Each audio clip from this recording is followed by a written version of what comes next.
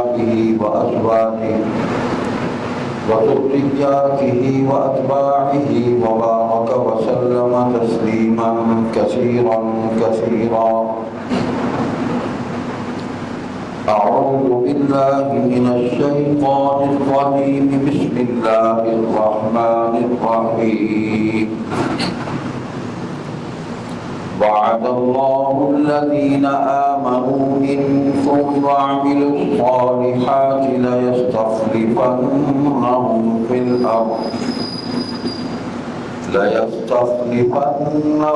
في الأرض كما استخلف الذين من قبلهم وليمكنن لهم دينهم الذي ارتضى لهم وليبدلنهم من بعد خوفهم أمنا يعبدونني لا يشركون بي شيئا ومن كفر بعد ذلك فأولئك هم الفاسقون. صدق الله مولانا العظيم وصدق رسوله النبي الصادق الوعد الأمين. اللهم صل على محمد وعلى آل محمد كما صليت على إبراهيم وعلى آل إبراهيم إنك حميد مجيد. اللهم بارك على محمد وعلى آل محمد كما باركت على إبراهيم وعلى آل إبراهيم إنك حميد مجيد. قابل احترام بزرگوں، بھائیو، عزیزو، سورہ نور ہے اور 18واں پارہ ہے، آیت نمبر 55 آپ کے سامنے تلاوت کی گئی ہے۔ اس آیت کو آیت استخلاف کہتے ہیں، یعنی اس آیت میں اللہ تبارک و تعالیٰ نے خلافت اسلامیہ اس کا ذکر کیا اور مسلمانوں میں جو خلیفہ ہو اس کی کیا صفات ہونی چاہیے، کیا خوبیاں ہونی چاہیے، ان شرائط کا ذکر فرمایا اس آیت کریمہ میں، اور پھر وعدہ کیا کہ جن میں یہ شرطیں ہوں گی اللہ تعالیٰ ان کو زمین میں خلافت دے گا، یعنی حکومت دے گا، وہ حکومت اسلام کی حکومت ہوگی، اور اس حکومت کے نتیجے میں کیا نعمتیں حاصل ہوں گی، کیا نتائج لوگوں کو ملیں گے، ان کا ذکر فرمایا۔ تو اللہ فرما رہے ہیں کہ وعدہ کر لیا اللہ نے ان لوگوں سے جو تم میں ایمان لائے ہیں اور کیے ہیں انہوں نے نیک کام، البتہ پیچھے حاکم کر دے گا ان کو ملک میں جیسا حاکم کیا تھا ان سے اگلوں کو، اور جما دے گا ان کے لیے دین ان کا جو پسند کر دیا ان کے واسطے، اور دے گا ان کو ان کے ڈر کے بدلے میں امن۔ میری بندگی کریں گے، شریک نہ کریں گے میرا کسی کو، اور جو کوئی ناشکری کرے گا اس کے پیچھے سو وہی لوگ ہیں نافرمان۔ اب اس آیت کریمہ میں بڑی سیدھی سیدھی بات کی ہے اللہ تعالیٰ نے کہ تم میں جو لوگ ایمان لائے ہیں، تو ایمان لائے صحابہ وہی مخاطب تھے۔ حضور صلی اللہ علیہ وسلم پر سب سے پہلے ایمان لانے والے لوگ صحابہ کرام ہیں۔ اس امت کی ابتدا صحابہ سے ہو رہی ہے، اور کوئی لوگ نہیں ہیں جن سے اس امت کی ابتدا ہوئی ہو، وہ پہلے ایمان والے ہیں۔ تو بظاہر جتنی بھی ہدایات اللہ تبارک و تعالیٰ نے دی ہیں وہ صحابہ کرام کو مخاطب کیا ہے، اور صحابہ کرام کو مخاطب کر کے بنی نوع انسان کو خطاب کیا ہے، اور قیامت تک آنے والے تمام اہل ایمان کو بھی خطاب کیا، اور کافروں اور مشرکوں اور منافقوں اور مرتدوں کو بھی خطاب کیا، اس لیے کہ دین ہمیشہ کے لیے ہے اور قیامت تک یہی دین ہے۔ اس لیے اللہ پاک نے اپنی کتاب میں، اپنے دین میں، اپنے حکموں میں سارے طبقات کو نمٹا دیا ہے، تمام مسائل کو نمٹا دیا ہے، سب کا حل پیش کر دیا ہے، سب سوالوں کے جواب دے دیے ہیں، ایمان والوں کی جماعت کا تعین کر دیا ہے، حکومت کے طریقے بتا دیے ہیں، اور ایسی حکومت کرو گے تو اس کے یہ نتائج ملیں گے، اللہ تعالیٰ نے واضح اعلان فرما دیا، اس سے ہٹو گے تو اس کا یہ نقصان ہوگا۔ تو سب سے پہلی بات یہ ہے کہ تم میں جو ایمان لائے ہیں تمہیں حکومت دوں گا، لیکن دو باتیں ہیں، ایمان لے آئے ہو، عمل بھی نیک کرو۔ تو صحابہ ایمان بھی لائے اور عمل بھی انہوں نے نیک کیے، جتنے نیک عمل صحابہ نے کیے ہیں صحابہ کے بعد کسی نے نہیں کیے، نہ وہ کر سکتا ہے، ممکن ہی نہیں ہے، اس لیے کہ صحابہ کے اعمال کے گواہ حضور صلی اللہ علیہ وسلم ہیں، حضور کے سامنے انہوں نے نمازیں پڑھی ہیں، حضور کے پیچھے نمازیں پڑھی ہیں، حضور صلی اللہ علیہ وسلم نے سمیع اللہ لمن حمدہ کہا، انہوں نے ربنا ولک الحمد پیچھے سے کہا، حضور تکبیرات کہتے جاتے تھے، وہ تکبیرات کہتے کہتے حضور کی اتباع کرتے چلے جاتے تھے۔ تو ایمان بھی لائے اور نیک کام بھی انہوں نے کیا، اعمال صالح بھی کیے، پھر اللہ نے ان کو حکومت دی، جو وعدہ کیا تھا وہ پورا کیا، یعنی حضور صلی اللہ علیہ وسلم کے بعد حکومت ان کے ہاتھ میں آئی، اور اسی حکومت کو قیامت تک کے لیے معیار اور حجت قرار دیا ہے، ان کے ایمان کو بھی، ان کے اعمال کو بھی، ان کے طریقہ اور طرز حکومت کو بھی۔ ایمان والوں کے لیے وہی مثال ہے، وہی نمونہ ہے، اور کوئی نمونہ نہیں ہے، اس سے ہٹیں گے تو گمراہی ہے۔ اس لیے کہ صحابہ کا ایمان حضور کے حکم کے عین مطابق ہے، صحابہ کا عمل حضور کے حکم اور عمل کے عین مطابق ہے، صحابہ کی حکومت حضور کی حکومت اور حضور کے حکم اور حضور کے عدل اور انصاف کے عین مطابق ہے، کوئی عمل حضور سے کٹا ہوا نہیں ہے صحابہ کا۔ اب رہی بات یہ کہ کوئی یہ کہہ دے کہ ایمان تو لے آئے تھے لیکن نیک عمل نہیں کیے تھے انہوں نے، یعنی باقیوں کو جو حکومت نہیں ملی انہوں نے نیک عمل نہیں کیے تھے، تو ایسے آدمی کو پاگل ہی کہا جائے گا۔ بھائی حکومت چند افراد کیا کرتے ہیں، ساری قوم حکومت نہیں کیا کرتی۔ جہاں آپ سارے حکومت کر رہے ہیں، آپ تو رگڑے کھا رہے ہیں، بجلی کے بل دے رہے ہیں، گیس کے بل دے رہے ہیں، خودکشیاں کر رہے ہیں، چوریاں کر رہے ہیں، ڈاکے مار رہے ہیں، لوٹ مار کر رہے ہیں، حکمرانوں سے لے کے عوام تک سارے یہ حکومت کر رہے ہیں۔ تو حکومت کرنے والے تھوڑے ہی ہوتے ہیں، وہ برے ہوں یا اچھے ہوں، وہ چنے جاتے ہیں۔ تو اللہ تبارک و تعالیٰ نے حضور صلی اللہ علیہ وسلم کے ذریعے جن لوگوں کو صحابہ کی پوری جماعت کے اندر نمایاں کیا تھا کہ یہ میرے سب سے زیادہ قریب ہے، اور جو کچھ میں نے ان کو سکھایا ہے سب یہ نہیں سیکھ سکے، اس لیے کہ یہ ہر وقت میرے قریب ہوتے تھے، تم ان کے پیچھے چلو۔ تو صحابہ میں جو مجتہد تھے، جو مفسر تھے، قرآن کی تفسیر کرنے والے تھے، جو محدث تھے، باقی صحابہ ان کی پیروی کرتے تھے، ان کی بات مانتے تھے کہ یہ ٹھیک کہہ رہے ہیں۔ جو بات حضرت ابوبکر صدیق نے فرما دی صحابہ نے مان لی، جو عمر نے فرما دی صحابہ نے مان لی، جو عثمان نے کہہ دی صحابہ نے مان لی، جو علی نے کہہ دی صحابہ نے مان لی، جو حسنین کریمین نے فرما دی صحابہ نے مان لی، جو معاویہ نے، ابو سفیان نے، طلحہ و زبیر نے، سعد بن ابی وقاص نے، عبد الرحمن بن عوف نے، زید نے، جس بڑے بڑے جتنے اجلہ صحابہ تھے جن کو حضور صلی اللہ علیہ وسلم نے مناصب دیے، ان کے مقامات کو نمایاں کیا، ان کی صفات کو نمایاں کیا، باقی صحابہ کی جماعت ان کی پیروی کرتی تھی۔ ہاں باقی جو پوری امت ہے صحابہ کے بعد، وہ کسی ایک صحابی کی بھی اتباع کرے گی تو کامیاب ہو جائے گی۔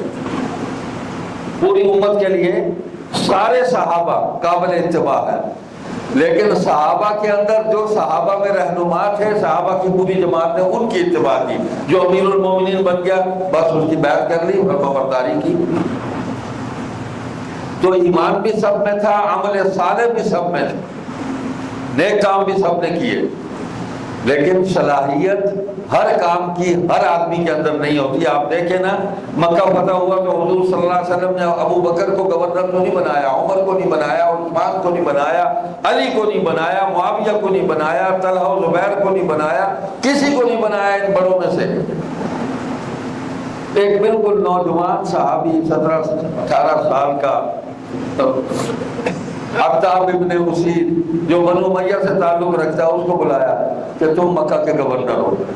اتنی طویل جنگ، اتنی جد و جہد، 23 برس کی مسلسل محنت، مکہ فتح ہوا، کتنی قربانی ہے صحابہ کے پیچھے. اور یہ جتنے بڑے لوگ ہیں یہ ہر موقع پر حضور کے ساتھ ہیں، ہر وقت حضور کے ساتھ ہیں. لیکن حضور نے صلی اللہ علیہ وسلم نے ان میں سے کسی کو گورنر نہیں بنایا، اس لیے کہ یہ گورنر ہی سے اونچے درجے کے لوگ تھے. صلاحیت انتظام کی جس آدمی میں تھی اس کے سپرد کیا. عطاب ابن اسید گورنر بنا دیا اس کو. تو اس کا تعلق صلاحیت کے ساتھ ہے. عمل صالح تو کیا عطاب ابن اسید جو ہے وہ نیک کام نہیں کیا کرتا تھا؟ نیک کام کیے، اسی کا بدلہ ملا ہو. باقی بھی سارے نیک کام کرتے تھے، لیکن صرف نیک کام کرنا ہی کافی نہیں ہے، اور صلاحیت کا ہونا بھی ضروری ہے. ایک نیک آدمی کو آپ حکومت دے دیں، اس کو پتہ ہی کچھ نہ ہو حکومت کیسے چلانی ہے، شام کو ملک سے فارغ کر دے گا پوری قوم کو. تو فقہا نے یہ اصول بھی لکھا ہے کہ فاسق و فاجر کی حکومت جو ہے وہ قبول کر لی جائے گی، ظالم کی حکومت قبول نہیں کی جائے گی. فاسق اور فاجر اگر عدل کرتا ہے، فاسق و فاجر گناہگار ہے نا بھائی، کافر تو نہیں ہے، گناہگار ہے نا، تو گناہگار کی حکومت قبول کر لی جائے گی اگر وہ عدل کرتا ہے، انصاف کرتا ہے، اور اللہ کے عطا کیے ہوئے جو عقائد ہیں، جو ایمانیات ہے، اس میں گڑبڑ نہیں کرتا، اس پر ایمان پورا رکھتا ہے. کمی کوتاہی اس کے اعمال میں ہے، کون گناہگار نہیں ہے. ویسے بھی کسی کو فاسق و فاجر اس کو نامزد کر دینا کہ یہ فاسق ہے، یہ فاجر ہے، گناہگار ہے، اسلام نے اس کی بھی ممانعت کی ہے. تعیین نہیں کر سکتے آپ کسی آدمی کو کہے کہ یہ جناب یہ گناہگار ہے، تو آپ کیا ہے؟ آپ معصوم ہیں، آپ پاک ہیں. من ستر مسلمن سترہ اللہ یوم القیامہ، او کما قال علیہ الصلوۃ والسلام. حضور علیہ السلام نے فرمایا جس نے کسی مسلمان کی پردہ پوشی کی، قیامت کے دن اللہ اس کی پردہ پوشی کرے گا. فرمائے تو فاسق و فاجر کسی کو نامزد کر کے نہیں کہا جا سکتا. لوگوں کے گناہوں کی تشہیر مت کرو، ورنہ لوگ تمہارے گناہوں کی تشہیر کریں گے کہ حضرت صاحب یہ ہے، تمہیں نظر کچھ آتے ہیں، اندر سے یہ ہے، ہم جانتے ہیں. تو لوگوں میں اچھائیاں تلاش کرو. تو صحابہ تو تھے ہی اچھائیوں والے، تھے ہی اچھائیوں والے. گناہ ہوئے، توبہ کی ہے انہوں نے، پکی توبہ کی ہے، توبۃ النصوحہ. اللہ نے معاف کر دیا، رضی اللہ عنہم ورضوا عنہ، ختم ہوگی بات. اور حضور علیہ السلام سے بھی فرمایا فاعف عنہم واستغفر لہم وشاورہم بالامر، بس چھوڑیں ان کو، معاف کر دیں ان کے لیے، آپ استغفار کریں، آپ توبہ کریں، اور پھر ان سے مشورہ کریں. کمال ہے، یہ وہی جماعت ہے. تو اللہ نے اس جماعت سے وعدہ کیا کہ تمہیں حکومت دوں گا، اور اس وعدے کے ساتھ پوری امت جو ہے وہ جڑی ہوئی ہے کہ کسی بھی زمانے میں، قیامت تک کسی بھی زمانے میں مسلمانوں کی جو جماعت ایمان بھی مضبوط رکھے گی، ایمان کے مطابق عمل بھی نیک کرے گی، اللہ اس کو اقتدار دے گا، اور وہ اقتدار دین کے لیے دے گا. وہ دین آگے سے بات آ رہی ہے. کیا ہم ان کو حکومت دیں گے جیسے ان سے پہلے لوگوں کو ہم نے حکومت دی، تو انبیاء کو حکومت ملی، بادشاہ بھی تو گزرے ہیں نا انبیاء. آج کل ہم کیا دیتے ہیں؟ ملوکیت ملوکیت ملوکیت، یعنی اس لفظ کو بھی ہم نے گالی بنا دیا ہے. اللہ نے اپنے لیے اس لفظ کو استعمال کیا ہے، ملک، بادشاہ۔ تبارک الذی بیدہ الملک، پاک ہے وہ ذات، بڑی شان والی ہے وہ ذات جس کے قبضے میں ساری بادشاہتیں ہیں کائنات کی، سب سے بڑا بادشاہ وہ ہے۔ اللہ اکبر۔ تو سلیمان علیہ السلام کو اللہ نے حکومت دی نہیں، بادشاہت دی۔ دیگر انبیاء بھی ہیں، ان کو بادشاہ بنایا اللہ تعالیٰ نے، لیکن وہ طرز حکومت جو ہے بادشاہت کا، وہ اللہ کے حکموں کے نفاذ کے لیے وہ طرز حکومت استعمال ہوا۔ تو آج بھی کوئی طرز حکومت اختیار کر لیں، اللہ کے حکموں کو نافذ کرتے جائز ہے۔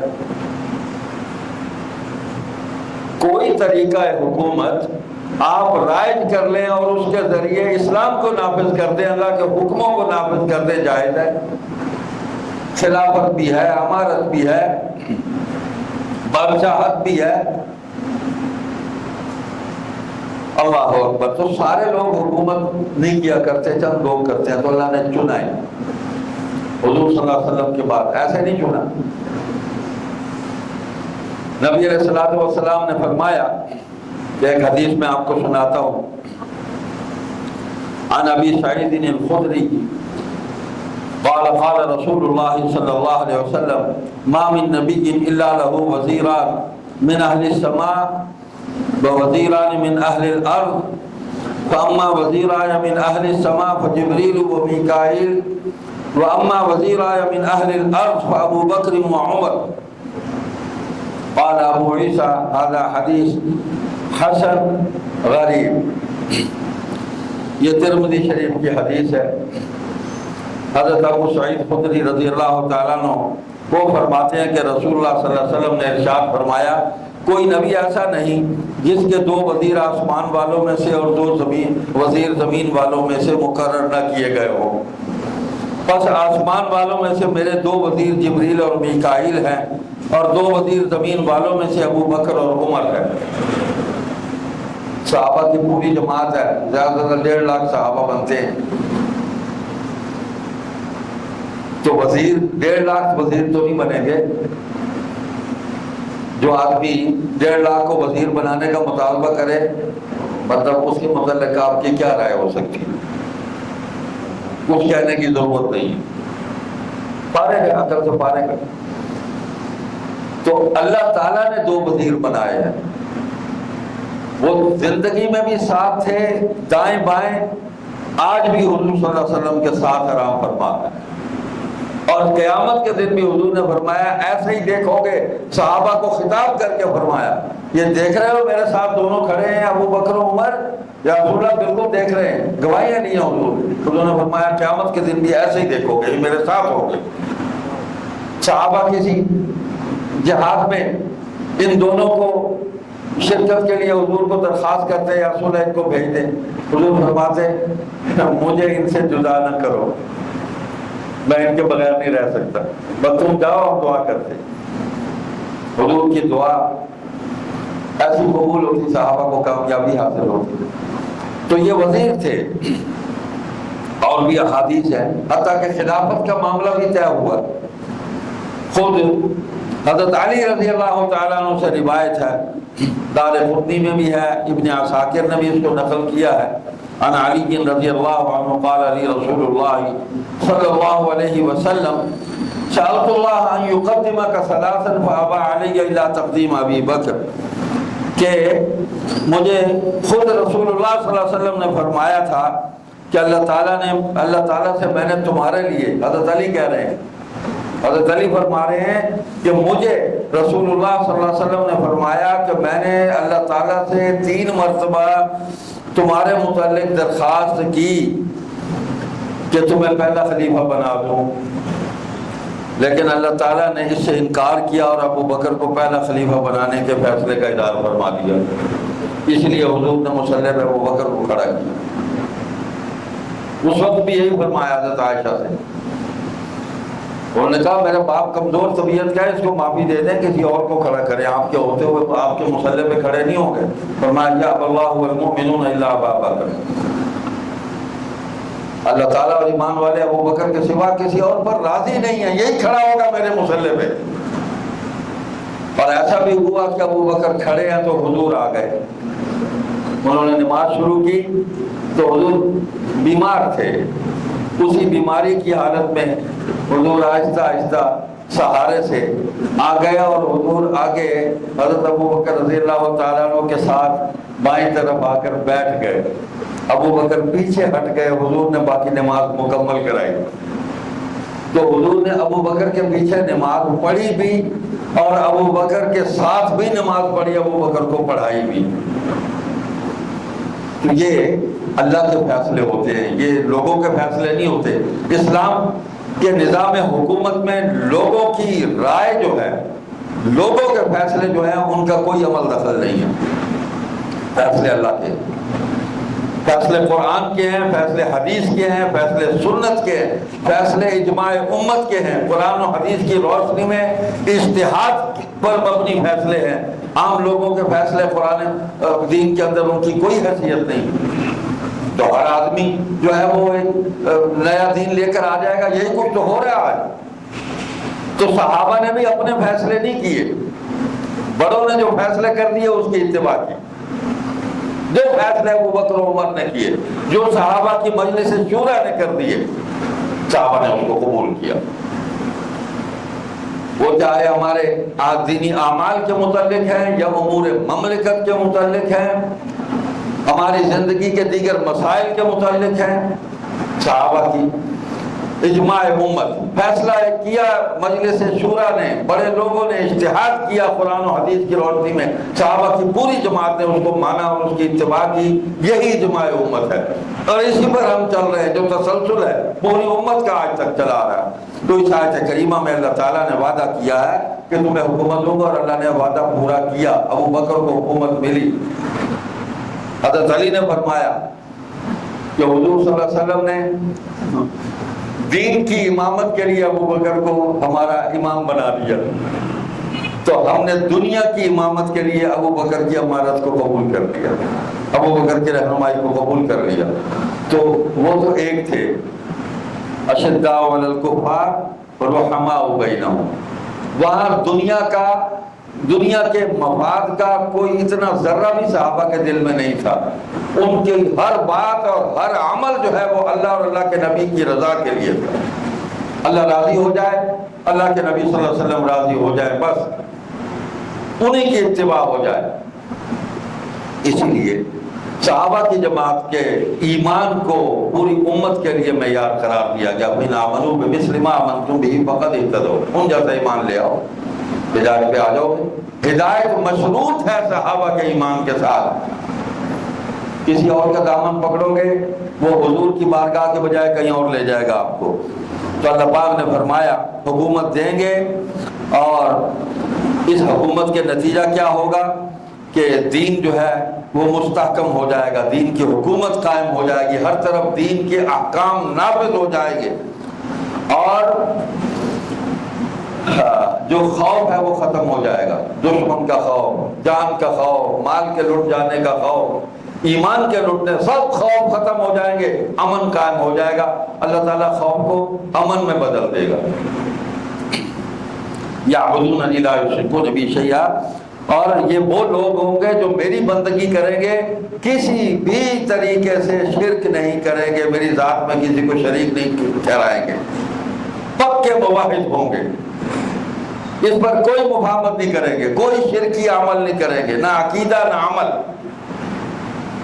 وَمَنْ كَفَرَ بَعْدَ ذَلِكَ فَأُولَٰئِكَ هُمُ الْفَاسِقُونَ، اور جو کوئی ناشکری کرے گا اس کے پیچھے، سو وہی لوگ ہیں نافرمان۔ تو اس نعمت کے بعد جن لوگوں نے ناشکری کی وہ نافرمان ہیں، وہ گناہگار ہیں۔